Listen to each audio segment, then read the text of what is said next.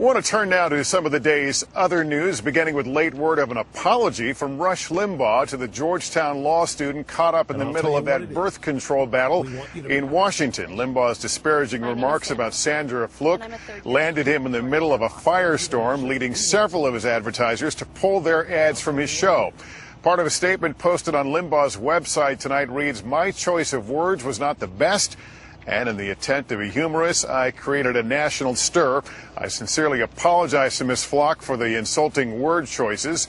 Also tonight, voters are having their say in the Washington caucuses, and the candidates are campaigning in Ohio just 72 hours from Super Tuesday, when 11 states will be up for grabs.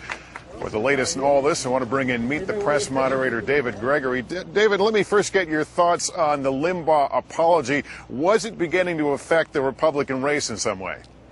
I don't think Republicans are happy to have this fight when it comes to Rush Limbaugh's comments. I think there's a lot of conservatives, whether it's Rick Santorum or Gingrich or others, although Romney has hedged on this, who are happy to energize this debate by talk of religious freedom being infringed upon by President Obama. That's their argument, that's their view, and it seems to be resonating among some voters.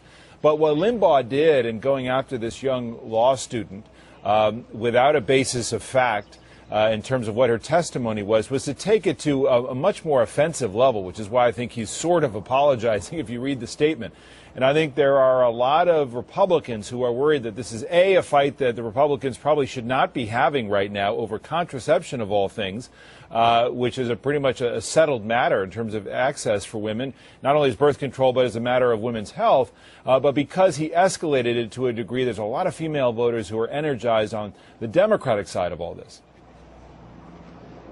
Let me get your thoughts on upcoming Super Tuesday. Ohio is considered the big prize, but how important is it for Santorum and Romney to create some distance, with Ohio being key to that?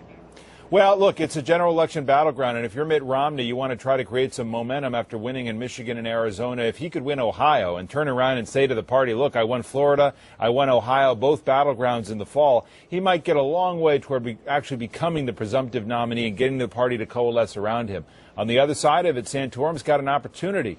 And Ayer's getting out of that balloon a little bit of his own momentum, but if he can win Ohio, then he's back in the hunt. David Gregory. David, thanks. And a program note, facing a pivotal day on Super Tuesday, Newt Gingrich will be among David's guests Sunday morning on Meet the Press here on NBC.